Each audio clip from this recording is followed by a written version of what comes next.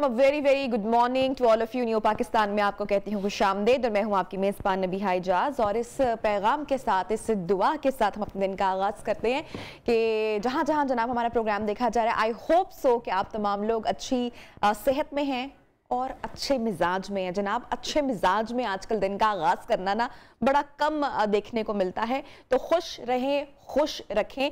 और एक चीज़ जो बहुत ज़्यादा मुझे पिंच कर रही है, जो मुझे इरिटेट कर रही है, आई एम श्योर मेरे साथ साथ आप तमाम लोगों को भी काफ़ी डिस्टर्ब करती होगी, और वो है इस वक्त जो काफ़ी चैलेंजिंग सूरत हाल है जिससे हम तमाम लोग निपट रहे हैं। और मेरे ख्याल से सिर्फ चैलेंजिंग सूरत हाल को महसूस करना ज़रूरी नहीं है, बल्कि उसके लिए कुछ करना, हर फर्द अगर अपनी जिम्मेदारी समझकर निभाए तो मेरे ख्याल से हम कुछ कंट्रीब्यूट कर सकते हैं हमारे माहौल को साफ सुथरा रखने में। और जैसे कि वी ऑल नो कि जो लाहौर की जो फ़िज़ाई आलूदगी है या जो स्मोक का सीज़न है वो अपने पीक पर है, और मोस्ट पोल्यूटेड सिटीज़ में से एक शहर, हमारा बड़ा प्यारा शहर लाहौर, वो अब सरे फहरिस्त है। तो इसके लिए आप क्या कर रहे हैं या मैं क्या कर रही हूँ, ये सवाल हमने किसी और से नहीं पूछना, हमने हुकूमत पर तनकीद नहीं करनी, बल्कि आपने अपने आप से सिर्फ पूछना है कि आप इसमें पार्टिसिपेट करने के लिए या इसको बेटर करने के लिए क्या जिम्मेदारी निभा रहे हैं, ताकि हमारा जो फूलों जैसा शहर है वो पोल्यूटेड ना हो, उसकी फ़िज़ा आलूद ना हो। जनाब आज के प्रोग्राम में क्या होने वाला है ये मैं आपको शॉर्टली बता देती हूँ। जो टॉप स्टोरीज़ हैं, जो वायरल स्टोरीज़ हैं और जो इम्पॉर्टेंट चंक्स हैं वो मैं आपको बताऊँगी। आज जनाब हम करेंगे बात IMF से कर्ज लेने में पाकिस्तान कामयाब हो गया है, कितना कर्जा मिला है, इस हवाले से हम बात करेंगे। और ख़ासकर हम उन शराइत का जिक्र ज़रूर करेंगे। माहिर मुआशियात हमारे साथ इन कॉन्वर्सेशन होंगे प्रोग्राम में आगे चलकर, उनसे आपसे आपकी उनका जो तज्जिया है, जो उनका इस पूरी सूरत हाल के ऊपर जो गहरी नज़र है वो आपके साथ शेयर करेंगे। साथ साथ जनाब आपको बताएंगे कि इस्लामाबाद हाई कोर्ट ने सोशल मीडिया कवानीन का जायजा लेने का फैसला किया है। अभी सिर्फ जायजा लेने का फैसला किया, इम्प्लीमेंट कब होगा और फैसले में क्या क्या चीज़ें शामिल होंगी, इसके ऊपर भी डिटेल गुफ्तगू करेंगे। साथ ही साथ जनाब हमारे जो आज के गेस्ट शो के जो एक्सपर्ट होंगे वो आपको फलों और सब्जियों की अफादियत, उसके फ़ायदे से मुतल्लिक बताएंगे। बहुत ज़रूरी है आजकल जो 2021 का दौर है और जितनी फास्ट ज़िंदगियां हमारी हो चुकी हैं, हमारे बच्चों की हो चुकी हैं, जंक फूड जितना ज़्यादा बढ़ चुका है, और बहुत ज़रूरी है कि फलों और सब्जियों की अफादियत पर या ऑर्गेनिक फूड का जिक्र जो है वो एक मरतबा फिर से किया जाए। साथ ही साथ जनाब एक दिलचस्प बड़ी इंटरेस्टिंग तहकीक, रिसर्च आपके साथ शेयर करेंगे, और वो रिसर्च क्या कह रही है शेयर करने आपके साथ। चले मैं थोड़ा सा टीज़र आपको दे देती हूँ। वो टीज़र ये है कि पाकिस्तान में जो डॉक्टर्स हैं उनमें से 61% यानी कि 61% जो डॉक्टर्स हैं वो मोटापे का शिकार हैं। यानी कि वो बात होगी ना कि खुद मियाँ फसीहत दूसरों को नसीहत वाली बात होगी। तो बहरहाल इसके ऊपर भी बात करेंगे। आई होप सो कि कोई डॉक्टर ही हम लें और उनसे ज़रा बात करें इसके ऊपर। और जनाब एक शादीशुदा मियाँ बीवी भी हमारे मेहमान होंगे, और सोशल मीडिया की एक वायरल स्टोरी यकीनी तौर पर आपने देखी होगी, बड़े बड़े अखबारात ने भी वो स्टोरी शाया की है, सोशल मीडिया ब्लॉगर्स भी उस स्टोरी को कवर करें, मैंने भी देखी, मैं बड़ी हैरत में मुब्तला हुई, जहाँ पर एक शख्स ने अपनी महबूबा को इम्प्रेस करने के लिए, उसको प्लीज़ करने के लिए अपने दांत 13, 15, 14 दांत, पता नहीं कितने दांत निकाल दिए और उन दांतों का कीमती हार बनाकर उसको तोहफे में पेश किया और अपनी मोहब्बत का यकीन दिलाने की कोशिश की। तो जनाब आज की दुनिया में भी, आज के दौर में भी ऐसे लोग पाए जाते हैं। तो जनाब वो मिस्ट्री एक्टर शख्सियत जिन्होंने ये कारनामा किया वो भी हमारे साथ आज न्यू पाकिस्तान में होंगे, उनसे बात जनाब करेंगे। लेकिन सबसे पहले प्रोग्राम का आगाज करते हैं, और एक बहुत ही ज़बरदस्त शख्सियत इस वक्त हमारे साथ इन कॉन्वर्सेशन होंगी हमारे प्रोग्राम के फर्स्ट सेगमेंट में, जो जनाब दिल से तो कहते हैं ना कि पाकिस्तानी है लेकिन अमेरिका में मुकीम है कई सालों से, by profession he is a doctor. लेकिन अगर बात की जाए पाकिस्तान के सियासी मंजरनामे की तो उस पर भी गहरी नज़र रखते हैं, साथ साथ फलाही कामों में भी बेहद इन्वॉल्व हैं। एक हमा जहद शख्सियत हैं जनाब, और जितना भी मैं इनका तारुफ अगर आपसे करवाऊँ तो मेरे ख्याल से कि मेरे पास अल्फाज कम पड़ जाएंगे इनके तारुफ के लिए। तो जनाब सीधा इनसे गुफ्तगू करते हैं, इनकी जर्नी, इनकी जिंदगी के बारे में जरा बात करते हैं। हमारे साथ जनाब इन कॉन्वर्सेशन है, बहुत ही प्लेजेंट, बहुत ही खूबसूरत शख्सियत जनाब डॉक्टर आसिफ रियाज कदीर साहब। सर आपको प्रोग्राम में हम कहते हैं बहुत खुशामदीद। कैसे मिजाज हैं आपके? खैरियत। आपका बहुत बहुत शुक्रिया कि आपने हमें इजाज़त दी आपके प्रोग्राम आने में। सर, इतनी सारी डिटेल्स, इतनी सारी चीज़ें हम प्रोग्राम से पहले भी गुफ्तगू कर रहे थे और बात कर रहे थे, तो समझ में नहीं आ रही थी कि आगाज़ जनाब हम कहाँ से करें। बहुत सारी किताबें भी इन्होंने लिखी हैं और अगर हम उनका जिक्र भी करें हमारी ऑडियंस के साथ, तो जनाब जो इन्होंने लास्ट किताब लिखी, 10 किताबें लिखी हैं। आखिरी किताब इनकी जनाब थी classical love story of Pakistan. तो मैं इस किताब के बारे में भी खासकर इनसे ज़रूर जानना चाहूँगी। और उससे पहले उन्होंने लिखी सांझियाँ आर पार दियाँ, अगर मैंने सही कहा। इमरान खान साहब के करीबी जो हल्का अहबाब है उनमें जनाब इनका शुमार होता है, तो कुछ थोड़ी सी इनसाइड स्टोरीज भी लेंगे। सर, आप पाकिस्तान तशरीफ़ लेकर आए हैं, आपको सबसे पहले पाकिस्तान में तो हम खुश आमदेद कहते हैं। तो पाकिस्तान की मोहब्बत खींच लाई एक बार फिर से? जी हाँ, क्योंकि लाहौर में हमारी सारी ज़िंदगी गुजरी है। पाकिस्तान ने हमें इतना नाम दिया है, एजुकेशन दी है जी। हम डॉक्टर पाकिस्तान की वजह से बने हैं। हमारा नाम और पहचान बाहर मुल्क पाकिस्तानी है जी। तो जब भी हम लाहौर आते हैं, इस प्यारे शहर में आते हैं और इस मोहब्बत के साथ हमको ये शहर खींच लाता है और ये पुरानी यादों से भरा हुआ है शहर, हमारी यादों से। तो मैं ये समझता हूँ जब भी हम आते हैं किसी न किसी मकसद के लिए आते हैं, लेकिन बड़ी खुशी होती है। सर, कितने सालों से आप अमेरिका में मुकीम हैं? मैं 40 साल से 40 साल हो गए। Long time. और 40 साल में बहुत कुछ बदल गया है, ऐसे ही है? हाँ, क्यों नहीं जी, सारी दुनिया बदल गई है। सारी हर तरक्की बहुत बदल गई है। देखें, आज से सेल फोन जो आप लेते हैं, 14-15 साल पहले तो सेल फोन भी नहीं थे इस किस्म के, आईफोन। तो बहुत तरक्की हो गई है, लेकिन इंसान की वैल्यूज़ जो है वो हमेशा जो पहले थी वो आज है। सच पहले भी था, सच अब भी है। सच का कोई सब्स्टिट्यूट तो है नहीं। ऐसे ही है। जब भी उसका सब्स्टिट्यूट होता है तो झूठ ही होगा। तो सर, आप पोइट्री भी करते हैं, आप मुसन्निफ भी हैं by profession, you're doctor yourself, आप फलाही काम भी कर रहे हैं और इसके साथ साथ पॉलिटिकली भी आप एक्टिव हैं इन अमेरिका। सो ये सारी चीज़ें आप कैसे इकट्ठी मैनेज कर लेते हैं? और मोस्ट फेवरेट आपका इसमें से अगर मैं कहूँगी प्रोफेशन या काम क्या है, सबसे ज़्यादा दिलचस्पी अगर मैं कहूँ किस में है, तो वो आपका क्या है, ताकि फिर हम उसी से आगे फिर गुफ्तगू को बढ़ाएंगे। हमारी दिलचस्पी ये थी कि हम पाकिस्तान से गए थे, लेकिन हमारा ताल्लुक पाकिस्तान से ख़त्म नहीं हुआ था।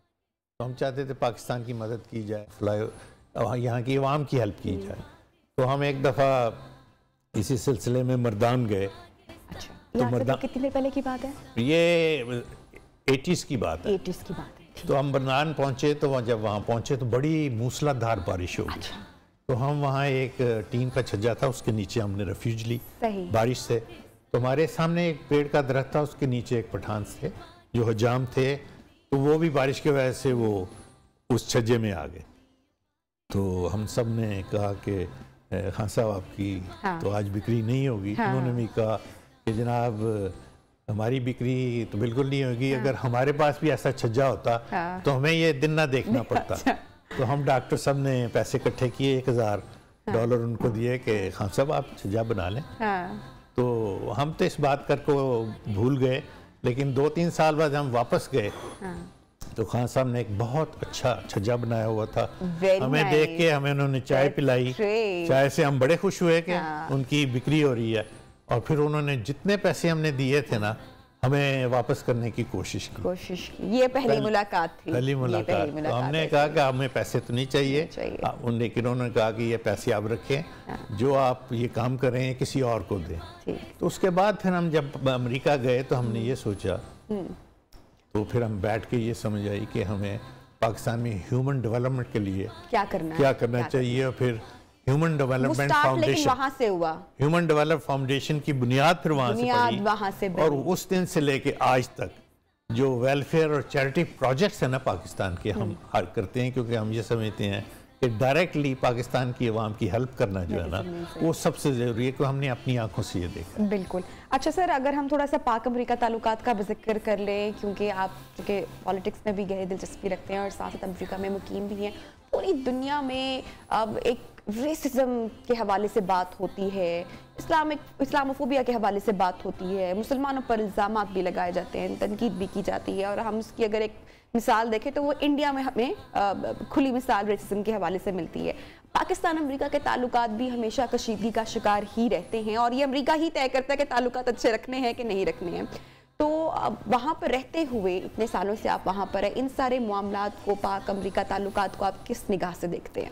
देखिए, अगर भी पाकिस्तान की कोई भी मसला आ जाए, जैसे क्लाइमेट कंट्रोल का मसला आया था कि उसमें जो कॉन्फ्रेंस हो रही थी पाकिस्तान को शामिल नहीं किया था, तो मैंने कांग्रेसमैन शीला जैक्सन ली से कहा कि आप सेक्रेटरी जो है स्टेट के उनसे बात करें, आप जो एनवायरनमेंट के इंचार्ज हैं कैरी साहब उनसे बात करें।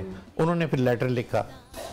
इसी तरह बेशतर और भी डॉक्टर्स थे जो पॉलिटिकली एक्टिव थे। एंड में ये हुआ कि पाकिस्तान को उस कॉन्फ्रेंस में शामिल कर लिया गया। और दूसरा, जब भी हम पॉलिटिकली एक्टिविस्ट किसी से बात करते हैं तो इस्लामियोफोबिया से हम डायरेक्टली उनसे सवाल करते हैं कि आप इस्लामियोफोबिया के खिलाफ बयान दें तो फिर हम आपको सपोर्ट करेंगे। ये तो हमारी पहली कंडीशन होती है कि आपके क्या व्यूज़ हैं इसके बारे में।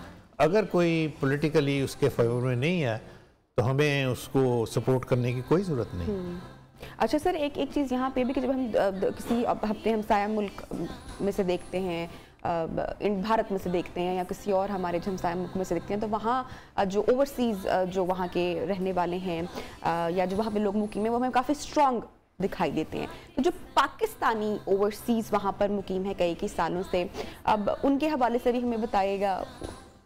देखिए, हमारी ये तो हमेशा से ये सोच रही है कि पाकिस्तान का नैरेटिव जो है ना, वो इंटरनेशनल वर्ल्ड से है। पाकिस्तान का नैरेटिव मुसलमान मुल्कों से है। पाकिस्तान का नैरेटिव ऐसी मुशीयत से है जिससे हमारा फायदा हो। तो मुसलमान अपना लोहा मनवाते हुए दिखाई दे रहे हैं, देते हैं। और हमारा पाकिस्तानियों का अमेरिका में इंडिया नैरेटिव बिल्कुल नहीं है। लेकिन हिंदुस्तान का सिर्फ एक नैरेटिव है, वो पाकिस्तान है। क्योंकि वो इस पे इलेक्शन भी लड़ते हैं, इसी में सारा उनका जिंदगी मौत का है। आप तो क्रिकेट का देख लें जी, जिंदगी मौत का वो एक जंग बनी होती है, जंग बनी होती है। लेकिन पाकिस्तान का नैरेटिव नहीं है। पाकिस्तान की सोच हमेशा से मुख्तलिफ रही है। हमारे ईस्टर्न बॉर्डर, वेस्टर्न बॉर्डर देख लें, हमारी ताल्लुकात चाइना से अच्छे हैं, हमारे ताल्लुकात ईरान से, टर्की से, मुस्लिम वर्ल्ड से, हमारे ताल्लुकात रूस से और अमेरिका से भी हैं। और मैं ये समझता हूँ कि हमारा नैरेटिव जो है इंटरनेशनल नैरेटिव है और हमारी सोच और हमारा मान एक बिल्कुल मुख्तलिफ चीज़ है। अच्छा सर, जो करंट गवर्नमेंट है इन्होंने ओवरसीज़ पाकिस्तानियों को वोट का भी राइट दिया है और बाहर से भी जो खान साहब का जो वोट बैंक है, बाहर बहुत चाहने वाले हैं उनके। तो इस पर आप क्या राय देंगे? क्या ओवर द पीरियड ये पूरे टाइम पीरियड में क्या ये इस सोच में आपको कुछ तब्दीली दिखाई दी है? देखिए, हम 40 साल से अमेरिका में हैं। अमेरिका एक डेमोक्रेटिक कंट्री है, बल्कि चैंपियन है डेमोक्रेसी का। और हर 4 साल बाद जो इलेक्शन होते हैं, अगर सदर चेंज हो जाए तो पीसफुल पावर ऑफ ट्रांसफ़र होती है। इतनी बड़ी दुनिया का सबसे ताकतवर मुल्क जो है उसकी पीसफुल ट्रांसफ़र हो जाती है। वहाँ सारी इलेक्ट्रॉनिक वोटिंग होती है।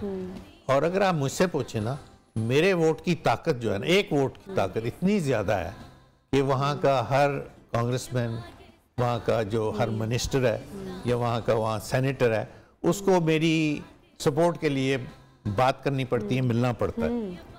तो मैं ये समझता हूँ मेरे वोट का ताकत और वोट का हक दोनों की पहचान है। शायद इस वोट की ताकत का एहसास खुद पाकिस्तानी को नहीं है शायद किसी, कि वो कितना मंजरनामा तब्दील कर सकते हैं। अच्छा सर, मुझे बताएगा कि जब से खान साहब की हुकूमत आई है पाकिस्तान में तो महंगाई की चर्चा बहुत ज़्यादा है, लोग बहुत तनकीद भी करते हैं, खान साहब पर भी बहुत ज़्यादा क्रिटिसाइज ऑब्वियसली किया जाता है। कोविड ने बहुत मुतासिर किया पूरी दुनिया को, ना सिर्फ पाकिस्तान को किया बल्कि पूरी दुनिया को ही मुतासिर किया, आपने खुद ऑब्जर्व किया होगा।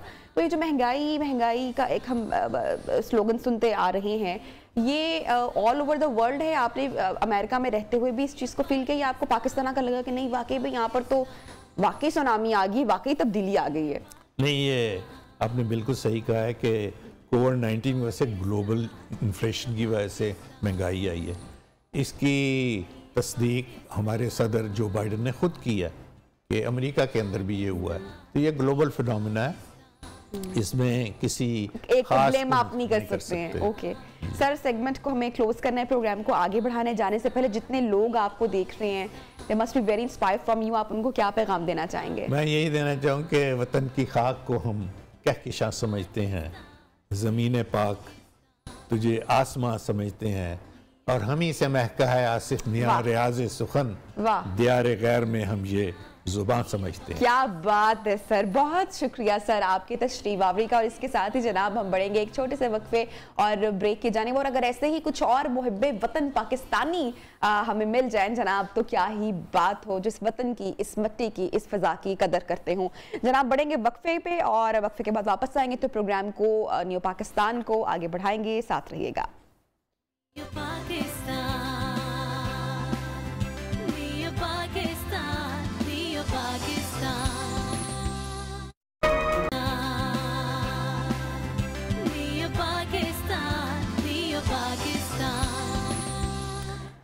वेलकम बैक जनाब। प्रोग्राम में न्यू पाकिस्तान में आपको एक मरतबा फिर से हम कहते हैं खुश आमदेद। और जनाब आज हम एक ऐसा मुद्दा, एक ऐसा मसला लेकर आए हैं जो मेरे ख्याल से हर शख्स बड़ा कॉन्शियस उस पर दिखाई देता है। और हम बात करेंगे इस सेगमेंट में खासकर मोटापे की, ओबेसिटी की, जो कि हर शख्स का मसला है।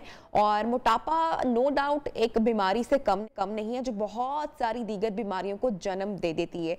एक रिसेंट बड़ी इंटरेस्टिंग रिसर्च सामने आई है, और कौमी इदारा बराए अमराज़ कल्ब के रिसर्चर डॉक्टर सालिक मेमन की ये रिपोर्ट है, ये रिसर्च है जो हम आपके साथ शेयर करेंगे। और इसमें कहते हैं कि जनाब के जो 60%, 61% जो डॉक्टर्स हैं वो मोटापे की बीमारी का शिकार हैं, जबकि 7.5% जो डॉक्टर्स हैं वो सिगरेट नोशी की आदत में मुब्तला हैं। तो बड़ी हैरानकुन बात है, मेरे ख्याल से इस पर ज़रूर बात होनी चाहिए। डॉक्टर सालिक मेमन जो कि कार्डियोलॉजिस्ट हैं, कराची से उन्होंने हमें ज्वाइन किया, उन्हीं से मजीद गुफ्तगू इस पर कर लेते हैं। डॉक्टर साहब बहुत शुक्रिया, आपने टाइम निकाला हमारे प्रोग्राम न्यू पाकिस्तान के लिए। तो अमराज़े कल्ब के माहिरीन वजन ना बढ़ने का मशवरा देते हुए दिखाई देते हैं, लेकिन खुद उस पर अमल नहीं कर रहे हैं। First of all, thank you very much for inviting me in this show.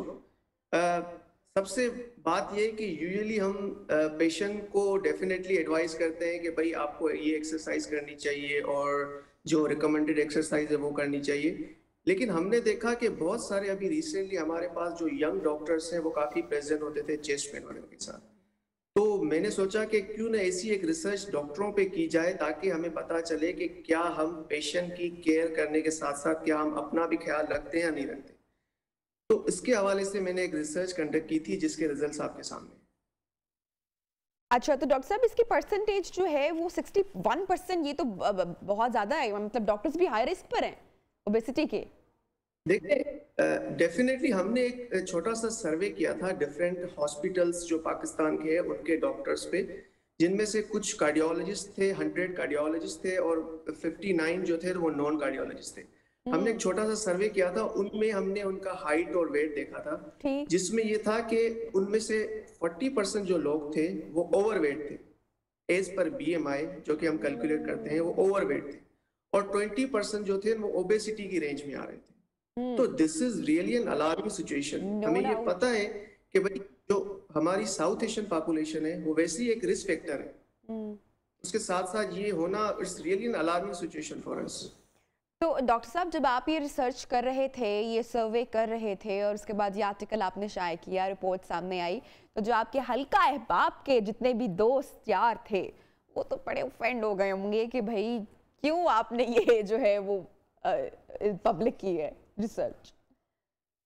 देखें हमें पेशेंट के साथ साथ अपना भी ख्याल रखना चाहिए। और दूसरी बात ये कि बिकॉज ऑफ मतलब over stress at work and lack of time for the physical activity जो कि कम से कम हमें टाइम, तो पेशेंट के साथ साथ हमें अपनी सेहत के साथ अपना भी ख्याल रखना चाहिए ताकि हम एक रोल मॉडल के तहत पेश हो सके पेशेंट के। अच्छा डॉक्टर साहब, तो डॉक्टर सालिक मुझे बताएगा कि जो आपने सर्वे किया, जो आपने रिसर्च भी की, इसमें जो ज़्यादा मोटापे का जो शिकार अफराद दिखाई दिए, जो डॉक्टर्स दिखाई दिए, वो मर्दों की तादाद ज़्यादा रही या वो ख़वातीन की तादाद ज़्यादा रही?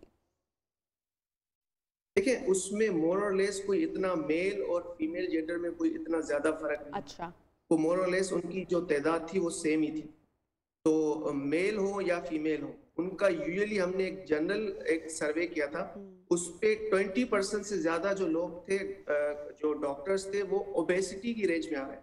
ठीक, तो ये definitely it's an alarming doctor साहब आप बीइंग इन अ प्रोफेशन और बहुत सारे पेशेंट्स को भी देखते हुए, क्या कॉजेज हैं हमारे यहाँ ओबेसिटी के या मोटापे का, लोग क्यों इतना ज्यादा शिकार हैं, आप क्या समझते हैं?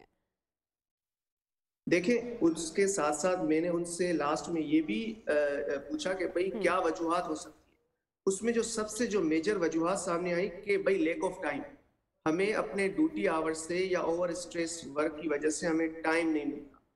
दूसरी जो मोस्ट कॉमन रीजन था वो अनअवेलेबिलिटी ऑफ रिसोर्सेज, कि हमारे यहाँ रिसोर्सेज नहीं है, लाइक जॉगिंग ट्रैक नहीं है हमारे सराउंडिंग में, हमारे यहाँ करीब में हमारे पास जिम्स नहीं है, तो that was the main reason. और तीसरी जो मोस्ट कॉमन रीजन था कि भाई हमें इतना टाइम नहीं मिलता कि हम प्रॉपर फूड ले सके। That's why we usually take the, हम जो जंक फूड है वो यूटिलाइज करते। अच्छा डॉक्टर साहब, कितने लोग आपको इस वक्त देख रहे होंगे और आपसे जानना भी चाह रहे होंगे, आप उनको क्या कहना चाहेंगे, खासकर वो लोग जो कि मोटापे का शिकार हैं? कौन सी एक तब्दीली अगर मैं आपसे पूछूं कि उनको अपनी जिंदगी में लेकर आनी है तो आप उनको क्या मशवरा देंगे? देखें, सबसे जो हम यूजुअली जो रिकमेंड भी करते हैं, एक अमेरिकन कॉलेज ऑफ कार्डियोलॉजी की जो रिकमेंडेड जो एक्सरसाइज है, टाइम ड्यूरेशन है, वो कम से कम भी अगर आप कम से कम भी करें तो 150 मिनट्स जो है, आप 30 minute per day 5 days a week आप कम से कम इतनी एक्सरसाइज करें ताकि आप कार्डियोवास्कुलर जो हार्ट डिजीज की बीमारियां हैं उनसे बचा जा सके। चाहे आप शॉपिंग के लिए जाते हैं, चाहे आप घर में काम करती हैं, जो हमारी खवातीन हैं वो घर में काम करती हैं, तो try to be physically active, अपने आप को एक्टिव रखें। तो ये सबसे मेन जो मेरी एडवाइस होगी कि आप जहाँ भी जाएं खुद को एक्टिव रखें।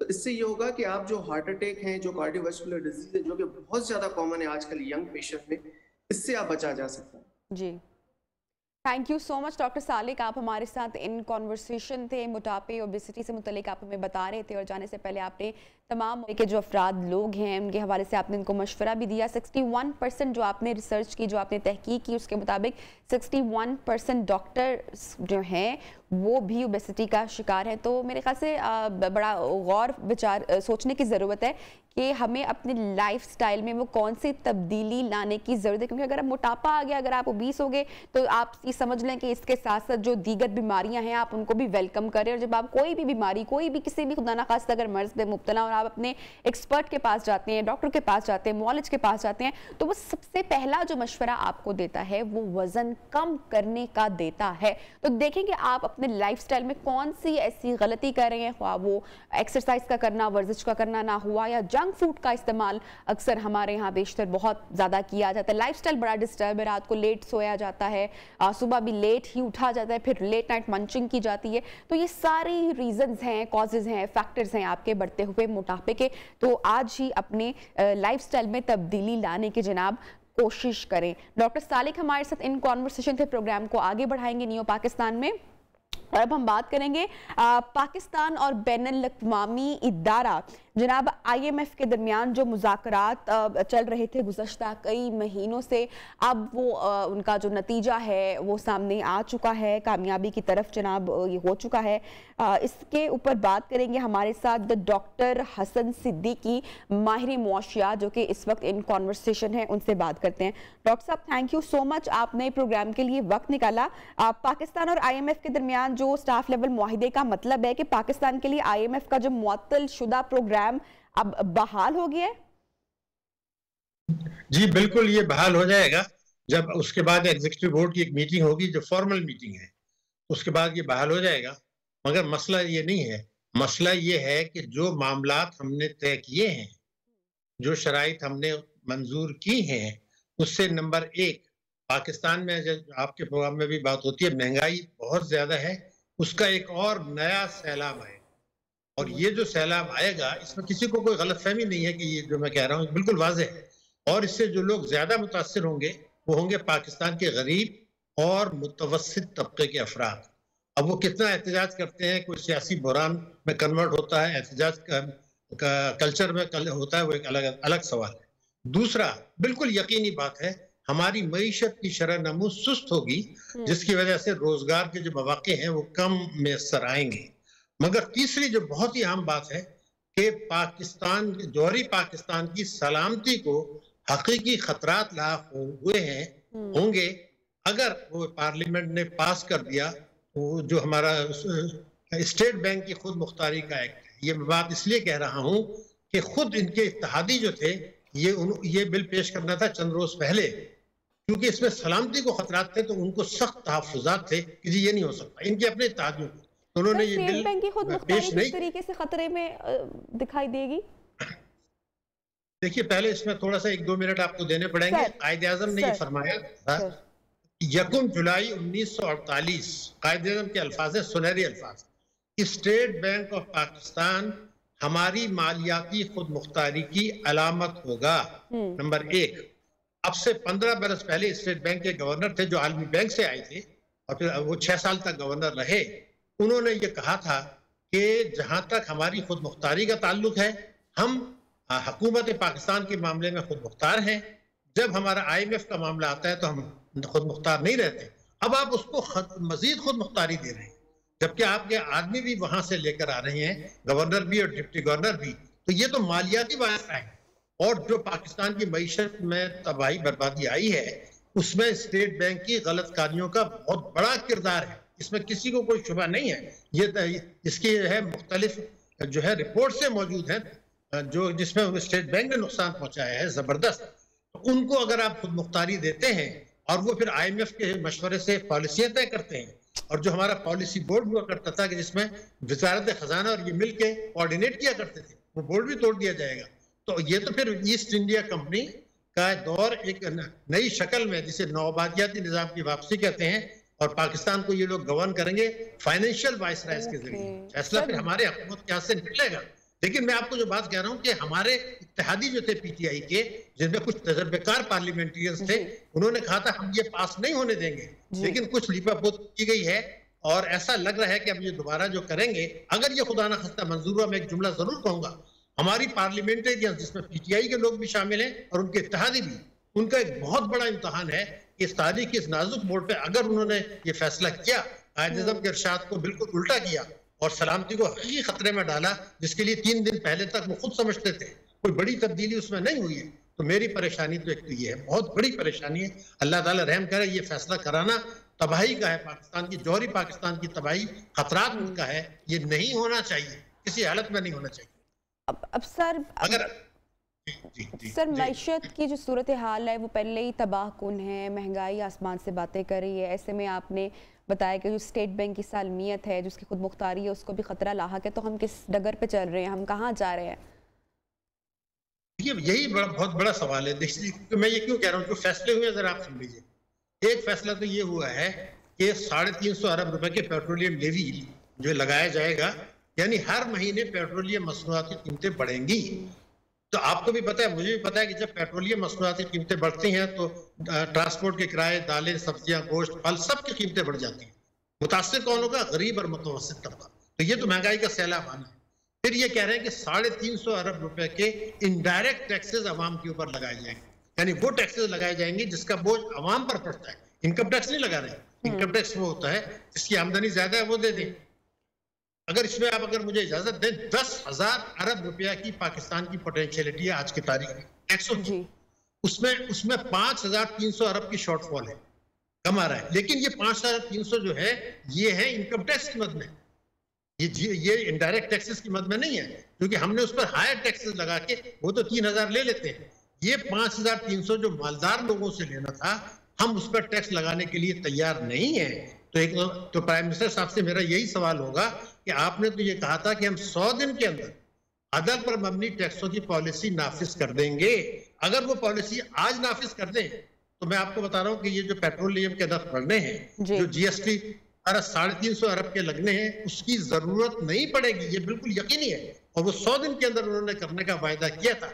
ये तारीख का मौका है कि वो अपना वायदा आज पूरा करें, फिर IMF को एतराज नहीं होगा, क्योंकि IMF सर अगर मैं आपकी बात को गलत नहीं समझी हूँ, दुरुस्त समझ रही हूँ, तो आप ये भी कहना चाह रहे हैं कि IMF हमारे जो टैक्स के मामलात है उसमें भी मदाखलत करता है?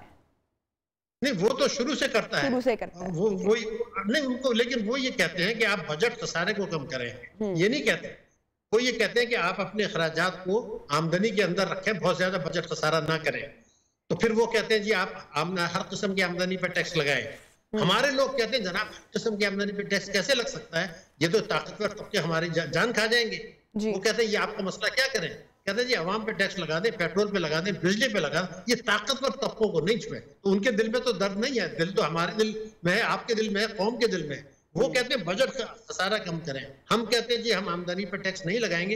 इमरान खान साहब ने 100 दिन के अंदर कमिट किया था, तो 5,300 अरब इनकम टैक्स की मद में हम कम ले रहे हैं, और उसका बोझ जो है GST है, कोई तक जो है तकरीबन, और पेट्रोलियम लेवी है, बिजली के नर्ख है, और तरक्याती खराज में कटौती है। मगर ये जो चीज है, तो अब ये कौम को तो बताना पड़ेगा ना कि आपके पास आज हल मौजूद था कि आप ये पेट्रोलियम की कीमतें ना बढ़ाएं, आप GST ना लगाएं, और IMF को भी एतराज नहीं होगा, वो आप करने के लिए तैयार नहीं है। मगर ये क्यों नहीं तैयार है, उसकी अगर आप इजाजत दें तो मैं आपको 2 बातें मुख्तसरन बता। ये सारी तबाही बर्बादी जो आई है वो ये आई है कि मैं फिर कह रहा हूँ, स्टेट बैंक ऑफ पाकिस्तान ने, मैंने आपके प्रोग्राम में भी कहा है और ये मैं 1 साल से कह रहा हूँ कि जो शरह सूद में तारीखी कमी की थी, वो मार्च से जून 2020 तक जो दुनिया में सबसे बड़ी कमी थी, उसके नतीजे में रुपए की कदर गिरी। यानी मई से अब तक अगर आप देखें तो 23 रुपए गिर गए। तो जो 60 अरब डॉलर की आप इंपोर्ट करते हैं वो सब महंगी हो गई। तो एक सवाल तो ये है कि ये आपने फैसला क्यों किया। मगर एक जुमला और मैं जरूर बता दूं, इससे तबाही आई है। दूसरी ये आई है कि इन्होंने ये किया था कि मुज़ाकरात होने थे जून में, अगर उस वक्त ये कर लेते तो इतनी सख्त शराइत नहीं होती। इन्होंने अक्टूबर कराया और इस दौरान मईशत को तबाह किया, यानी रुपए की कदर गिर गई, तजारती खसारा बढ़ गया, जारी हिसाबात का खर्चा बढ़ गया। तो ये 2 सवालों के जवाब देने पड़ेंगे कि अगर आपने जून के बजाय अक्टूबर जो किया तो ये क्यों किया था, इससे तबाही आई, और आपने शरह सूद गिरा के रुपए की कदर क्यों गिराई। अगर ये 2 नहीं करते तो फिर तो IMF की इतनी सख्त शराइत ही नहीं होती। ये जवाब तो देने पड़ेंगे, अब कौम को आज नहीं देंगे तो कल देने पड़ेंगे। ये बुनियादी सवाल है। सर, गुंजाइश कहाँ पे दिखाई दे रही है अगर बेहतरीन अगर मौशरी पॉलिसी जो है बनाई जाए, या अगर ये जो खसारे या ये जो नुकसान हुआ है अगर इसको कम करने की बात की जाए, तो क्या सजेशन में आप कहेंगे सर? देखिए, बिल्कुल वाज़ेह चीज है कि पहली बात तो ये है कि हमारा एक इनकम टैक्स ऑर्डिनेंस है 111(4). होता ये है कि यहाँ से चोरी का पैसा बाहर जाता है हुंडी से, ये वापस पाकिस्तान आ जाता है रेमिटेंसेस के जरिए, उसमें कई सौ अरब का नुकसान होता है सालाना टैक्स का, और ये जो बाहर से रेमिटेंसेस आती है फिर इनका बड़ा हिस्सा वापस चला जाता है। तो 111(4) को तो आप मनसूख करते हैं, इसमें तो कोई शुबे की गुंजाइश नहीं है। दूसरे के लॉ ये होना चाहिए कि पेट्रोलियम लेवी 0 होना चाहिए, 0। और जो हमारे यहाँ जो GST जो 17% है जिससे अवाम पर महंगाई पड़ती है, वो आप 5% पर लेके आए और इनकम टैक्स पर करें। क्योंकि मैंने आपको बताया कि 10,000 अरब रुपए का जो हमारे हदफ, जो हमारी पोटेंशियलिटी है, उसमें 5,300 अरब की शॉर्टफॉल है इनकम टैक्स में। वो आप लेना नहीं चाहते ताकतवर तबकों से, मालदार तबकों से, न वो देने के लिए तैयार हैं, न आप कानून बनाने के लिए तैयार है। हालांकि हर पार्टी के मंशूर में था, सबसे बड़ा था तहरीक इंसाफ की, कि 100 दिन के अंदर करते। मैं आज कहता हूँ, आज अगर वो ये कानून नाफिज कर दें तो फिर IMF की जो शराइत भी पूरी हो जाएंगी। ना आपको पेट्रोलियम के मसनूआत के रख बढ़ाने पड़ेंगे, ना बिजली के बढ़ाने पड़ेंगे, ना जो 350 अरब रुपए के आप नए टैक्सेस लगा रहे हैं वो करने पड़ेंगे। फैसला करना है, अशराफिया को नवाजना है, बेसाखी की मईशत करनी है, IMF के चुंगल में रहना है, स्टेट बैंक की सलामती को दाव पे लगाना है, गुर्बत बढ़ानी है, बेरोजगारी बढ़ानी है, महंगाई बढ़ानी, या मालदार लोगों से टैक्स लेना है जो इंसाफ का तकाजा है। अगर ये कर लें तो मैं आपसे बताऊं, ये कहते हैं कि महंगाई पाकिस्तान में नहीं है, दुनिया भर में है। अभी जो स्टेट बैंक की रिपोर्ट आई है उसमें IMF की रिपोर्ट शामिल है। वो ये कहते हैं IMF कि भारत में महंगाई जो है वो है 4.5% और पाकिस्तान में 9% है। हम किस बुनियाद पे कहते हैं कि महंगाई सारी दुनिया में है, तो क्या वहां नहीं आया? दूसरा ये, इससे भी ज्यादा अफसोसनाक, उसी रिपोर्ट में लिखा है जो स्टेट बैंक का है कि इंडिया का ग्रोथ रेट है 9.2% है, हमारा 4.5 है। यानी हमारी शरह नमू आधी, हमारा महंगाई दुगनी। हम उससे बेहतर मुल्क है, हमारे पास वसाइल। तो ये उल्टा जा रहा है। सिर्फ एक तरह अशराफिया की मईशत को छोड़ें, अवाम को तबाह करने और कौमी सलामती को दाव पे लगाने के बजाय बिल्कुल। और जो मौजूदा हुकूमत है उसको इस पूरे मामले पर संजीदगी इख्तियार करने की ज़रूरत है कि मुल्क का जो सूरत हाल है, जो हमारी मईशत है वो कहाँ पहुँच रही है, और ये तबाहकुन सूरत हाल से निपटने के लिए क्या पॉलिसी या क्या इकदाम उठाए जा रहे हैं। डॉक्टर शाहिद हसन सिद्दीकी हमारे साथ इन कॉन्वर्सेशन थे। Thank you so much sir, आपने टाइम निकाला प्रोग्राम के लिए। यहाँ पर लेंगे एक वक्फा, एक ब्रेक की जानिब बढ़ेंगे और प्रोग्राम में आपको दोबारा ज्वाइन करेंगे, साथ रहिएगा।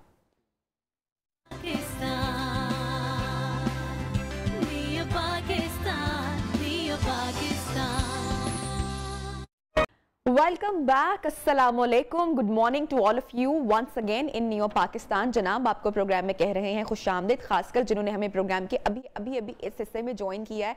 एंड ट्रस्ट मी कि बड़ी ही इंटरेस्टिंग न्यूज़ मैं आपके साथ प्रोग्राम के इस हिस्से में सेगमेंट में शेयर करने जा रही हूँ। और जो लोग फेसबुक या सोशल मीडिया पर अपना वक्त ज़्यादा गुजारते हैं तो एक स्टोरी उनकी नज़र से यकीनी तौर पर गुजरी होगी, ना सिर्फ सोशल मीडिया पर बल्कि हमारे अखबारों में भी बहुत सारे जो है वो आर्टिकल्स शाया हुए इस स्टोरी को लेकर, जो कि एक मिस्री नौजवान के बारे में जिसने अपनी स्माइल, अपनी मुस्कुराहट, अपने प्यार के लिए अपने दांत जनाब कुर्बान कर दिए। और जब ये तस्वीर मेरी नज़र से गुजरी तो मैंने भी कहा कितना क्यूट, कितना नौजवान शख्स है, हाय क्यों कुर्बान कर दिए इसने अपने दांत। लेकिन वो कहते हैं ना कि प्यार, मोहब्बत, जंग में सब कुछ जायज़ है। तो जनाब इन्होंने ये बात साबित की है। तो इस वक्त यही मिस्री नौजवान जो कि he is an actor, social media influencer भी हैं, इनका नाम है मुस्तफ़ा सुलेमान, हमें इस वक्त मिस्र से ज्वाइन कर रहे हैं। तो हम ज़रा इनसे बात करते हैं और सारी स्टोरी जनाब जानते हैं। मुस्तफ़ा, अस्सलाम वालेकुम, good morning, how are you? Fine, thank you. How are you? Alhamdulillah, I'm fine. Mustafa, how come a young, handsome man can compromise all his teeth? Oh my God.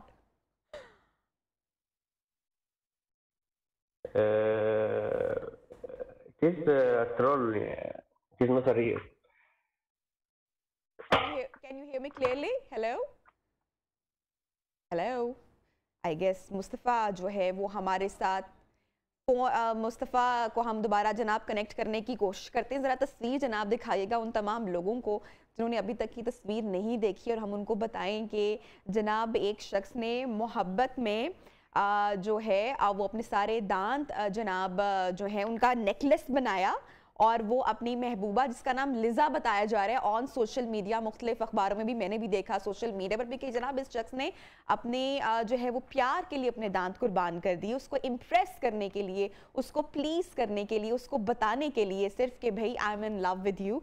तो बड़ा ही एक अनोखा तरीका जनाब मोहब्बत का अपनाया गया। और वो ये देखें जनाब, हार सारे अपने जनाब जो मुंह के दांत हैं वो निकाले, और बड़ा तकलीफ थी हम लोग, आई एम श्योर, लेकिन जनाब जो है वो इन्होंने, मुस्तफ़ा जनाब ने ऐसा किया है। और दूसरी साइड पे आप ये तस्वीर भी देख सकते हैं दांतों के हार की बनी हुई, जो इन्होंने अब जो भी इनका पार्टनर है उसको पेश किया। अब मैं ज़रूर मुस्तफ़ा से जानना चाहूँगी, ज़रूर बात करना चाहूँगी कि क्या लिज़ा ने ये हार कबूल किया या फिर ये दांत और ये दांतों का हार जो कि आई एम श्योर एक पेनफुल प्रोसेस से भी गुजरा होगा, तो क्या वो कहीं रायगा तो नहीं चला गया। Mustafa, are you with us? Hello, I'm here. Can you hear me now? Yes. Mustafa, a young man pulls out all his teeth and presents them to his girlfriend. Tell us. First, there was a trend in Egypt, necklace with blood. A man used his blood to the necklace, and the girl wear it. Mustafa, from where did this idea come? أنا بقول لحضرتك أهو blood in a necklace. It was a trend, and a man saw that it is like a cute. Then I decided to make a troll and make a comic on it. You give your friend blood, I will give her my teeth, like a joke to laugh. But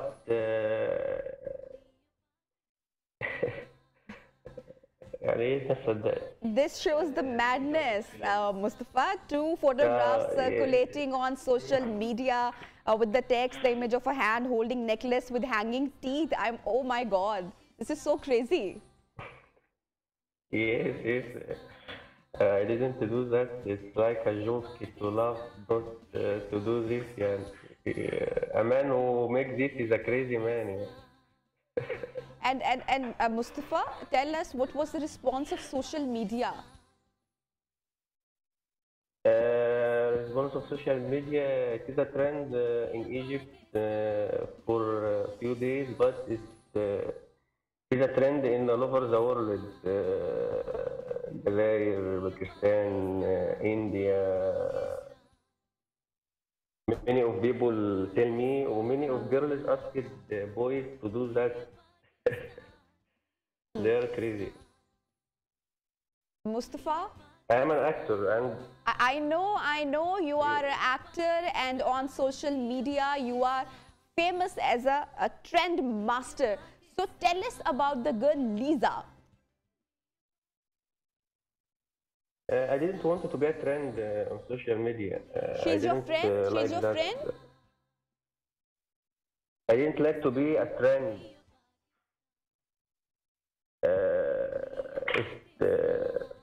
I didn't want to do that. It's like people make that. I don't want to be that. Yani, good people know me. A lot of people asked me for interview, but I want to be a trend as an actor, as doing some movies, series. Acha, Mustafa, now can you confirm us? Can you confirm new news that all the story you shared on social media was fabricated? Yes, it's fabricated. It's like a joke. Oh my God! And you get a huge response. Yes, it's a joke. And my teeth is here. You see? My teeth. Mustafa, thank you so much for joining us in neo Pakistan. जनाब, तो ये थे मुस्तफ़ा, और थोड़ी सी ज़रा दिक्कत का सामना करना पड़ा हमें मुस्तफ़ा से कम्युनिकेट करने में। ऑब्वियसली उनकी नेटिव लैंग्वेज अंग्रेज़ी नहीं है, तो थोड़ा सा कम्युनिकेशन का मसला हुआ, लेकिन मुस्तफ़ा ने एंड पर कंफर्म कर दिया कि वो ट्रेंड मास्टर हैं, सोशल मीडिया इन्फ्लुएंसर हैं, ही इज़ एन एक्टर, और उन्होंने सोशल मीडिया से ये दांतों के हार की बनी हुई एक तस्वीर उठाई, अपनी पिक्चर को एडिट किया, और सोशल मीडिया आपको फिर पता है कि भाई रातों रात इस तरह की तस्वीर जो हैं या इस तरह की जो स्टोरीज जो हैं वो वायरल होती हैं। लेकिन मुस्तफ़ा ने कंफर्म किया है कि ये पिक्चर ट्रीट की हुई थी, एडिट की हुई थी, और सोशल मीडिया से उनको इतना ह्यूज रिस्पांस मिला। तो जनाब, सोशल मीडिया पर खैर खबर भी सच नहीं होती है, तो ज़रा सोच समझ कर शेयर करें। ब्रेक पर बढ़ेंगे, ब्रेक के बाद वापस आएंगे। Stay with us.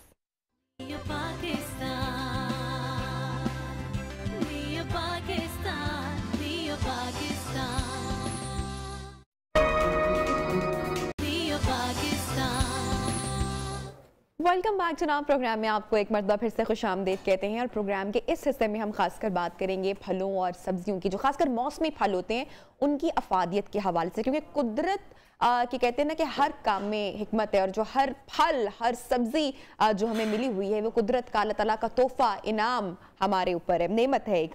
तो जनाब, सर्दियों की आमद के साथ ही हम देखते हैं कि नज़ला ज़ुकाम में भी इजाफा यूजली हो जाता है, और ऐसे में जो बुजुर्ग है वो ये कहते हैं कि हर मौसम के जो फल हैं, जो मौसमी फल हैं, वो खाने से आप किसी भी मसले या बीमारी या उस सीजन से जो रिलेटेड जो इशू होते हैं सेहत के हवाले से, आप उनसे बच सकते हो। यमुना चचा हमारे साथ जो है न्यूट्रिशनिस्ट, उन्होंने हमें ज्वाइन किया। Yamuna, thank you so much, आपने प्रोग्राम में हमें ज्वाइन किया। अब मुझे बताइएगा कि इन विंटर्स हमारी बॉडी को तो थोड़ा सा वार्म रहने की ज़रूरत होती है, हमें हरारत की ज़रूरत होती है, तो ऐसे में ठंडे फल भी हैं हमारे पास, किन्नू, मौसमी, अनार, ये सारे ठंडे फल हैं, तो इसके पीछे क्या जो है वो अब आप कहेंगी कि कुदरत के कौन से राज छुपे हुए हैं? मेडिकली ना इसकी बड़ी प्यारी एक्सप्लेनेशन है। एक बहुत बड़ा मिसकंसेप्शन है कि सर्दियों में हमने भाई बिल्कुल गर्म चीजें खाएं और बहुत चीजें खाएं जिनकी तासीर गर्म है, पर देखिए अगर अल्लाह ने किसी मौसम में कोई चीज पैदा की है ना, इसका मतलब उसकी फादियत है, मतलब हमारी सोच और अकल से बहुत ऊंची बातें हैं ये। जिस मौसम में जो फल आए, जो सब्जी आए, जो ग़िज़ा आए, जैसे मछली वगैरह आती है, ड्राई फ्रूट्स का इस्तेमाल होता है, ये करना चाहिए। अगर फलों की बात करें तो बेशक ठंडे फल आते हैं, पर मेडिकल साइंस ये कहती है कि कुव्वत मुदाफ़त की सारी बात है ना, हमने कोरोना के टाइम पे बहुत पढ़ लिया कुव्वत मुदाफ़त को कि किस तरह से बेहतर होती है, किन लोगों को ऐसे इन्फेक्शन ज्यादा बुरी तरह असर करते हैं, सिर्फ वो लोग जिनकी कुव्वत मुदाफ़त कम होती है। तो ये जो तुर्श फलों में विटामिन सी होता है, ये कुव्वत मुदाफ़त बढ़ाने का बहुत अच्छा और बहुत बड़ा जरिया है।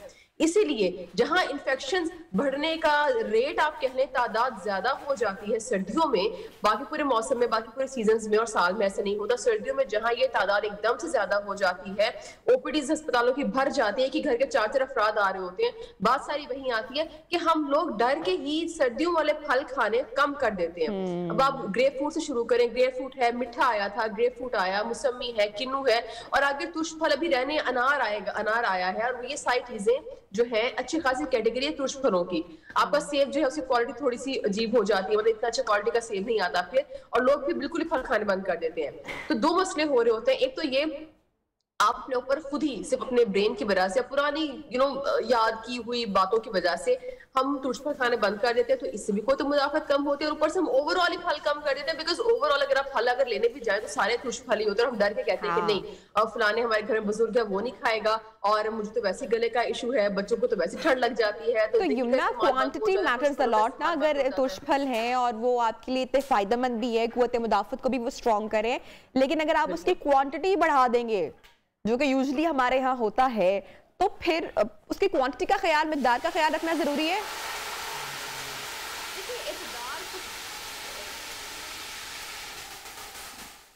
खाने की भी एक बात साइड पे करें, जहां भी जिंदगी में आप मॉडरेशन एक प्रॉपर एक तरीके से नहीं चलेंगे ना, वहां प्रॉब्लम आएगी। फल हो, सब्जी हो, कोई चीज हो, कितनी भी फायदेमंद हो, कि उस पे बेशबहा रिसर्च, जैसे फल और सब्जी पे ना बेशबहा रिसर्च है कि इनका नुकसान कोई नहीं है, किसी भी एज ग्रुप को इनका नुकसान कोई नहीं है, पर क्वांटिटी इनकी भी मुतय्यन है।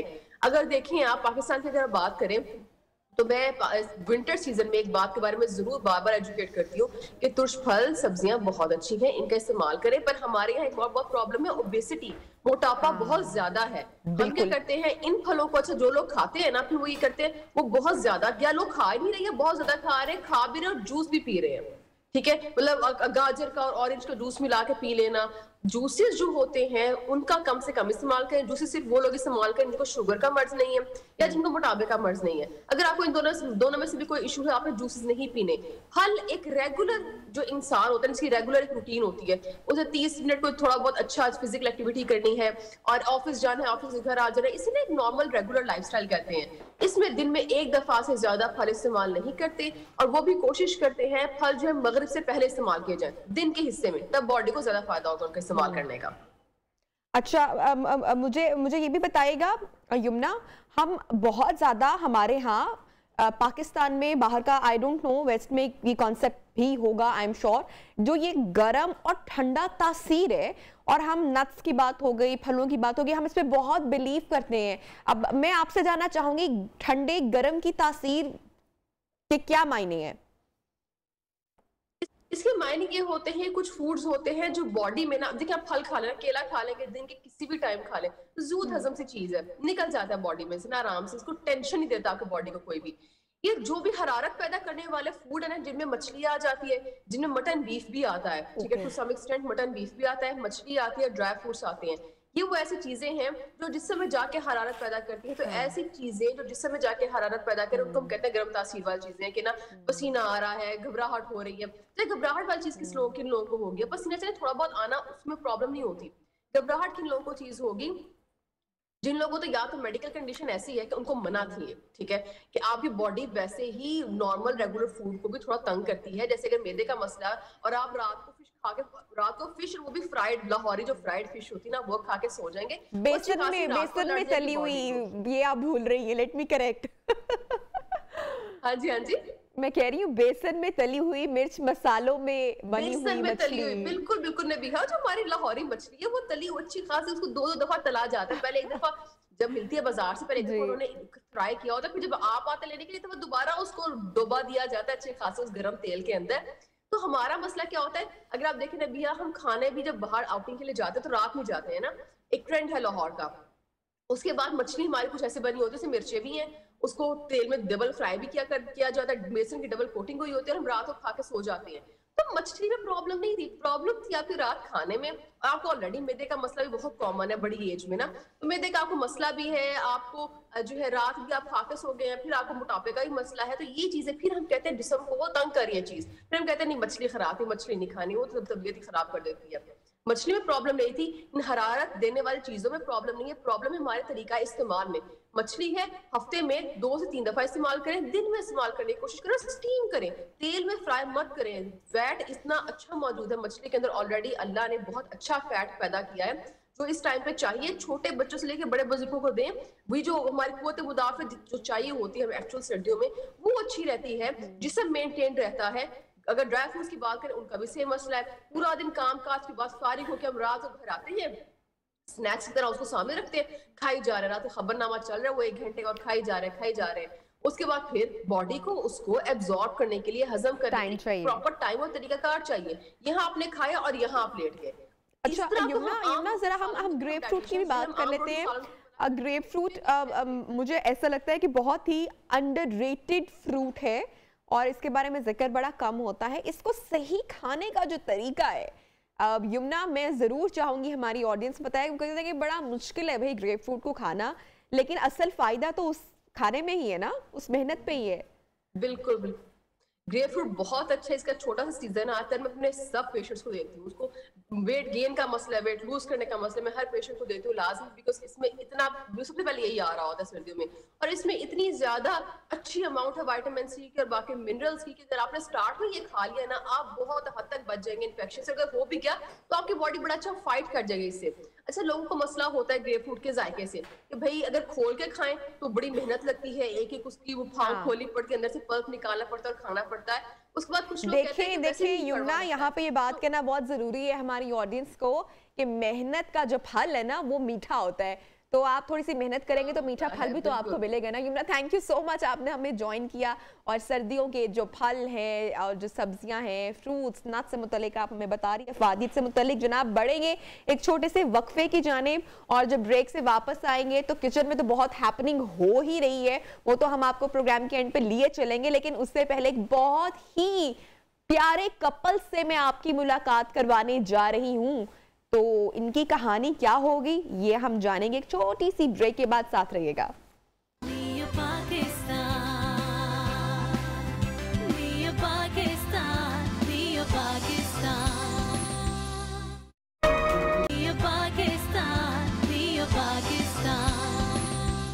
वेलकम बैक जनाब। प्रोग्राम में कहते हैं आपको खुशामदीद। और अल्लाह ताला ने तमाम इंसानों को, हम तमाम लोगों को जोड़ों की शक्ल में पैदा किया है और अपने पार्टनर से मिलवाने का भी कोई ना कोई अनोखा तरीका जो है वो हर एक की कोई ना कोई कहानी ज़रूर उसके पीछे होती है। जब भी कोई रिश्ता देखने के लिए हमारे घर आता है तो हम उसकी खूब तवाज़ो करते हैं, खूब तरद्दुद करते हैं, खूब मेहमान नवाजी करते हैं, लेकिन अगर बात नहीं बनती तो फिर कई दफ़ा दिल मायूस भी हो जाता है, गुस्सा भी आता है। लेकिन आज प्रोग्राम में नियो पाकिस्तान में मैं आपको एक ऐसे बहुत ही प्यारे कपल से जनाब मिलवाने जा रही हूँ जिनके बारे में अगर मैं कहूँ कि ये बने ही एक दूजे के लिए हैं, वो कहते हैं ना एक दूजे के वास्ते, तो शायद ये कहना हरगिज़ गलत नहीं होगा। हमारे साथ जनाब नबीला और ज़मूर्द हैं। उनकी कुछ तस्वीर और वीडियोस शादी की मैं आपके साथ नियो की स्क्रीन पर जनाब शेयर कर रही हूँ और ये ज़मूर्द जनाब अपनी नौकरी पे इस वक्त आपको दिखाई दे रही है। शादी की गालिबन वलीमे की तस्वीर है जो हम देख रहे हैं और ये शादी के बाद की कुछ वीडियोस इस वक्त आप टेलीविजन स्क्रीन पर देख सकते हैं। बहुत ही प्यारा जोड़ा है, बहुत ही प्यारा कपल है, बहुत सारी ढेरों दुआएं हमारे साथ हैं। इनकी जनाब मुलाकात कैसे होती है ये हम ज़मूर्द और नबीला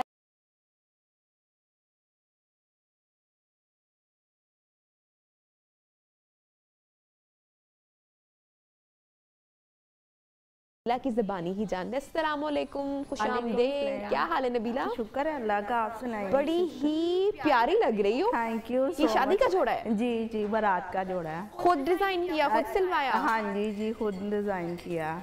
अच्छा, हाँ जी। मियाँ से पहली मुलाकात कहाँ हुई? रेस्टोरेंट में हुई। क्या खाना खाने गए थे? हाँ जी, फैमिली खाना खाने गए। फिर क्या हुआ, नजरें मिली? नहीं, मेरी नहीं मिली, मेरी सिस्टर की मिली नजरें। सिस्टर की नजरें मिली, शादी आपकी हो गई? हाँ जी। अच्छा, यानी कि बहन ने पसंद किया? हाँ जी, बाजी ने पसंद किया। अच्छा, तो इनकी बहन आपके पास आई, कोई गपशप की, कोई बातचीत की? वालेकुम अस्सलाम। इनकी सिस्टर आई थी वहाँ पे खाना खाने। अच्छा, उन्होंने कहीं आके आपका इंटरव्यू तो नहीं शुरू कर दिया? तो वो खाना ऐसे किया। अच्छा, हाँ जी। उन्होंने देखा मुझे तो उन्होंने मुझसे बात की है कि मेरी एक छोटी सिस्टर है। अच्छा, फिर आप शर्माए? मैं शर्माया क्या फिर नहीं आप भी शर्माना, ये नहीं शर्माया। मैंने फिर शर्माना, मैं कहा ठीक है कोई बात नहीं है। हाँ। तो फिर उन्होंने जाके बात की, तो फिर मैंने घर में बात की तो बात पक्की हो गई। फिर क्या आके क्या पूछा उन्होंने, आके क्या बातचीत, क्या सवाल किया, समझ आ गई उस टाइम के भाई ये कोई रिश्ते की बात लग रही है? तो मुझे उन्होंने जब पूछा ना आपकी शादी हुई है, तो मैंने कहा नहीं हुई। तो उन्होंने कहा फिर आप शर्माए? कैसे शर्माए थे? मैं शर्माया नहीं, मैं बात कर, वो ऊपर चले गए थे। अच्छा। तो मैं सोच रहा था जहन में इन्होंने क्या पूछा है, किस वजह से पूछा है। तो मेरे दिल में ना जो कोई बात थोड़ी थोड़ी आ रही थी। तो फिर जब वो वापस आए तो मैंने कहा आप ही आपने शादी के बारे में पूछा है तो क्या? तो कहती कोई बात नहीं, मत टेंशन ना लो, हो जाएगी शादी। फिर मैंने पूछा, कहती मेरी ना एक सिस्टर है छोटी आप जितनी, तो अगर आपका दिल करता है शादी पे। मैं कहा जी मेरा दिल तो कर रहा है, आप जल्दी जल्दी तैयारी, दूल्हा तैयारी बैठा हुआ था। ये शेरवानी भी तो पहले सिलवा के नहीं रखी हुई थी? नहीं, कुल्ला पहना हुआ था इन्होंने पहले से ही। अच्छा। हाँ जी। तो फिर उन्होंने बातचीत की तो फिर मेरी शादी हो गई। अच्छा। हाँ जी। फिर घर वालों से बात की, फिर उन्होंने तो खुशी का इज़हार ही कर दिया सब। तो पहली बार शादी से पहले तो मुलाकात हुई होगी ना? हाँ जी। तो सिर्फ मुलाकात हुई या बातचीत भी हुई? नहीं, बस दूर से ही अपनी दोस्तों के साथ ही पे गई। चुपके से देखा? चुपके से पहले तो घर वालों खिड़की खोल के कमरे की चुपके से देखा? देखिए ना शर्म आ रही है हमारे दूल्हा मियाँ को कितनी। नहीं, चुपके से नहीं देखा। अरे भाई अब तो शादी हो गई, अब तो खुल के बता दो। नहीं, चुपके से नहीं देखा। नहीं, अगर खुल के भी देख लिया या चुपके से भी देखा, किसी तरह से भी देखा तो गलत नहीं है हरगिज़। हाँ जी बिल्कुल। रेस्टोरेंट में गए फिर बताओ ना, जब देखा तो फिर प्यार हो गया, फिर अच्छे लगे? हाँ जी, बहुत अच्छे लगे। कितने अच्छे लगे? बहुत ज्यादा। नहीं, बहुत ज्यादा क्या, थोड़ा सा बताओ ना हमें, कोई गाना गा के बताओ कितने अच्छे लगे। नहीं, मैंने नहीं कहा। मैं आपको बताता हूँ इनकी स्टोरी। हाँ। ये अब अफसर पर्दा उठाएंगे रात से। मैं उधर ना जॉब में था, ड्यूटी पे। तो ये आपकी फ्रेंडों के साथ आई, दोस्तों के साथ खाना खाने। ठीक है। तो जब आए तो मैंने यानी कि जब बहन चली गई पसंद करके तो बहन ने छोटी बहन को बताया, फिर ये अपने दोस्तों के साथ आई खाना खाने। 8-10 दिन बाद ना अपनी फ्रेंड दोस्तों के साथ आई खाना खाने। तो आपको पता था ये आने वाली है? नहीं, मुझे नहीं पता था। ये ना घर फैमिली को नहीं बताया कि मैं उधर जा रही हूँ। तो जब आई सीढ़ी से ऊपर ना, मैंने गेट खोला तो इन्होंने सलाम किए तो सीधे ऊपर चले गए। तो मेरे दिल में कुछ थोड़ा सा ना हो रहा था। वो बिजली गिरी? बहुत ज्यादा बिजली गिरी। म्यूजिक आया? म्यूजिक भी बजा, फिर मैं आपको बताता हूँ ना। तो इसने फिर जब ऊपर गए तो मैं वेटरों को कहा यार ऊपर, वो सारे वेटर मेरे पास आ गए। यार जुमरत भाई ऊपर ना भाभी आई है कोई, तो आप कोई भाभी आई है। हाँ जी। तो मैंने कहा मुझे नहीं पता कौन है। और अगर ये वो ना होती तो पता है पिटाई हो सकती। हाँ जी, पिटाई तो होनी थी क्योंकि फिर मुझे थोड़ा सा ना, उन्होंने मुझे थोड़ी सी ना सेम थोड़ी सी बताया कि आप जितनी हाइट है उनकी तो आप सेम शक्ल है। तो मुझे शक पड़ गया था कि मैंने घर फोन किया, इनकी सिस्टर से बात की कि किधर है नबीला। वो कहते हो पता नहीं कहा। मैं अच्छा चलो ठीक। मैंने जब ऊपर बैठे खाना चाना खाया तो मैं बेटों सारों को बोला कि इनका ना फुल प्रोटोकॉल देना है, कंप्लेन कोई ना आए। हाँ भाई, भाभी आई है तो प्रोटोकॉल तो बनता ही है। फिर तो मैंने ना 8-10 वेटर इनकी टेबल पे छोड़ दिए। ये परेशान हो गए हैं। ऐसे किया तो कहते हैं भाभी और कुछ चाहिए। मैं क्या अभी मंगनी नहीं हुई, कोई चक्कर ही नहीं। तो आपने पहले ही रिश्ता मेरा बना लिया भाभी का। नहीं भाभी, आप ही हमारी भाभी बनेंगी। फिर आपने इनको पसंद कर लिया? हाँ जी। और फिर घर जाके अब्बा को बता दिया, बहन को बता दिया कि ओके कर ले आप। अच्छा, फिर शादी होगी माशाल्लाह? नहीं, इतनी जल्दी तो ये मानी नहीं थी, थोड़ी सी 2 साल तक। हाय इतना जुल्म करती रही आप 2 साल तक? हाँ नहीं की? जहाँ मेरी जूती टूटती रही, मैं फिर चलता रहूं फिर उनको। यानी कि बड़ी मेहनत करनी पड़ी आपको। क्या जतन किए? बहुत जतन, बाजी के साथ तो बहुत ही जतन। कोई गुलाब का फूल, कोई इस तरह के तोहफे पहुंचाए? मैं कहता हूँ आधा मैंने समझो कि होटल इनके सर पे। ओए भाई, ये देख लो, होटल मालिक कभी देखेंगे ना तो वापस जानना है नौकरी पे। ये बात तो उन्होंने मुझे कुछ नहीं कहा। मेरे मालिक समझो बहुत अच्छे। उन्होंने कहा जो चाहिए आपको समझो कि दें उनको, जो किसी चीज की। फिर आखिर में किस बात पे मानी, कैसे मानी? फिर इनसे बातचीत हुई है फोन पे, हेलो हाय हुई है। फिर उसके बाद आस्ता क्या कोई गाने शाने भी सुनाए? बस गाने तो थोड़े बहुत ही सुनाए। तो बस फिर उनके बाद इन्होंने कहा ठीक है अपने घर वालों को।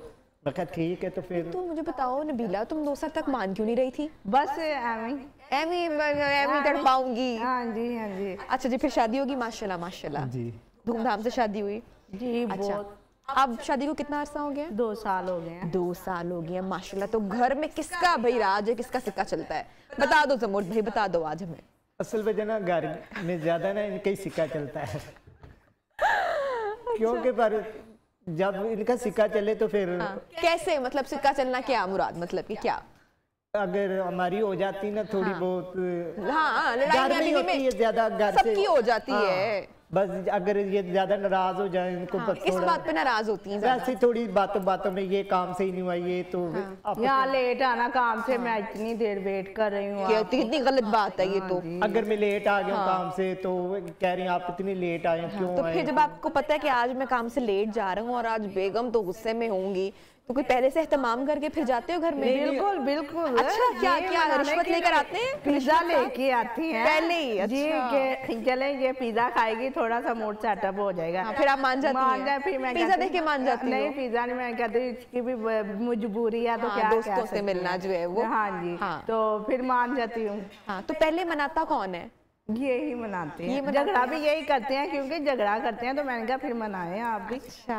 असल वजह क्या होता है, मेरी बात सुनिए, आप अगर ड्यूटी पे होते हैं ना तो आपको पता है कि रेस्टोरेंट का कैसा काम है कि रश आ जाए, काम आ जाए, फिर उनको वो कहते हैं कि यार थोड़ी देर रुक जाओ, अभी नहीं जाना, जरा टेबलें वगैरह फ्री होने, फिर लेट होते हैं, फिर ऊपर से बाइक का इंतजार करना, चलते आना करते टाइम तो हो जाता है। चलो बंदा आता तो अपनी मर्जी से, बिल्कुल सही बात जाता तो उन्हीं की मर्जी से। बिल्कुल ऐसे ही नबीला, देखे ना, समझना चाहिए ना। अच्छा मुझे बताओ कि जैसे शादी से पहले मनाते थे, अभी भी वैसे ही मनाते हैं? जी जी अभी भी वैसे ही मनाते हैं। भाई तालियां होनी माशाल्लाह, बहुत मैं कहता हूँ बहुत नाइस। हमारा झगड़ा वो, ये आप अपने लिए कह रहे हैं बहुत नाइस जी। हमारे ये बात होती है ना, हमारे जो लड़ाई वगैरह आती है ना वो घर के अंदर ही होती है, बस थोड़ी। अब ये नहीं है कि जाके मम्मी को बताया, आपने अपनी मम्मी को बताया, ना इनमें आदत है और ना मुझ में है, किसी को पता ही नहीं चलता। अच्छा, आपको ये कॉम्प्लीमेंट किसने पहले दिया कि आप दोनों बहुत प्यारे हो और बहुत प्यारी बातें करते हो? किसी ने कहा है पहले? ये बहुत ज्यादा लोग, मैं कहता हूँ बहुत ज्यादा, ये जब आते हैं उधर खाना खाने तो लोग कहते हैं माशाल्लाह बहुत प्यारे हैं, तस्वीरें बना लें आपके साथ, दुआएं भाई आप आए हमारी घर आए, आपकी दावत करते हैं, ये कर, मैं भाई इतना टाइम नहीं होता मेरे पास, तो आपने मिलना है मुझे तो उधर आके मिल लें, तो इतना टाइम नहीं होता। तो माशाल्लाह हर कस्टमर फैमिली वगैरह जो भी जो प्यार मोहब्बत करने वाले लोग करते हैं। अच्छा, खाना शाना बनाती हो नबीला? खुद से बनाती हो? तो शादी के बाद सबसे पहली डिश क्या बनाई नबीला ने, याद है? जी अब भी देख लेते हैं नबीला। मैं बता देता हूँ। पहली डिश इन्होंने बनाई थी चिकन बिरयानी। चिकन बिरयानी बनाई थी? बड़े शौक से खाती और इनको लगती बड़े शौक से खाती। ये नहीं कहा कि बड़े शौक से मैं खाता हूँ, बड़े शौक से ये नॉर्मली खाते हैं, मैं इतना नहीं खाता। ये चिकन वगैरह, ये बिरयानी वगैरह मुझे नहीं। जब फरमाइश होती तो फिर क्या फरमाइश की जाती है ज़मुर्द? जब फरमाइश होती है तो फिर जो इनको मैं बता देता हूँ कि ये मेरी पसंद की चीज़ है, ये ज़्यादा ये ना वेजिटेबल्स ये इस्तेमाल करते हैं, ये चिकन वगैरह चावल हो गया नहीं। अच्छा, इतने लोग आपको देख रहे, इतने प्यार मोहब्बत से आप अभी भी रह रहे हो शादी के 2 साल बाद, तो प्यार कहते हैं ना खिड़की से कूद कर निकल जाता है।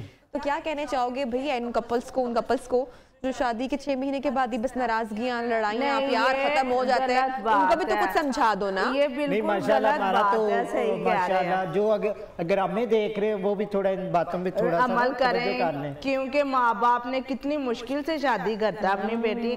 मैं खुद इन बातों से बहुत खिलाफ हूँ। 2 साल हो गए हैं तो शादी मेरी को, अम्मी के घर मैंने जाना है, यूं जाना है, यूं ही आ जाना है। मैंने कभी ये होता ना लड़कियां कॉल करके अम्मी जी आ जाने, आज कह दिता, आज मेरी सास ने मैनू कह दिता, आज मेरी ननान ने, कितनी गलत बात है। कभी मैंने ऐसे किया भी नहीं है, कभी कॉल्स भी नहीं की। अम्मी मुझे खुद मिलने आती कि बेटा तू क्यों नहीं आती?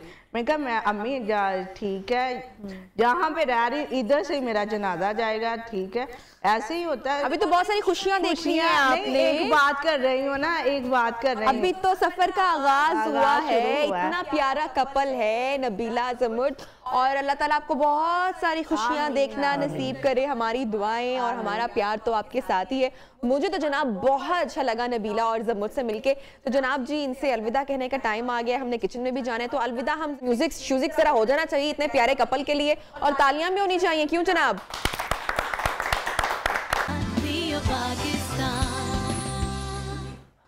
वेलकम बैक जनाब, प्रोग्राम में कहते हैं खुशामदीद। अनम, क्या बन रहा है जनाब आज रूह अफ़ज़ा के किचन में? जी नबिहा, आज हमने रूह अफ़ज़ा के किचन में जो है वेजिटेबल राइस बनाए हैं। आप उसको वेजिटेबल पुलाव कह लें, वेजिटेबल बिरयानी नहीं मैं इसे कह सकती, क्योंकि इसमें मैंने ऐसी कोई प्याज नहीं इसमें मैंने ऐड किया, कोई टमाटर इसके अंदर ऐड नहीं है। सिंपल बड़ी ही बेसिक रेसिपी है। तकरीबन एक केजी राइस थे मेरे पास, तो मैंने 1 कप के करीब जो है ऑयल लिया था। उसके अंदर जो है मैंने ज़ीरा, जो भी साबुत गरम मसाला जितना भी है वो ऐड किया था मैंने।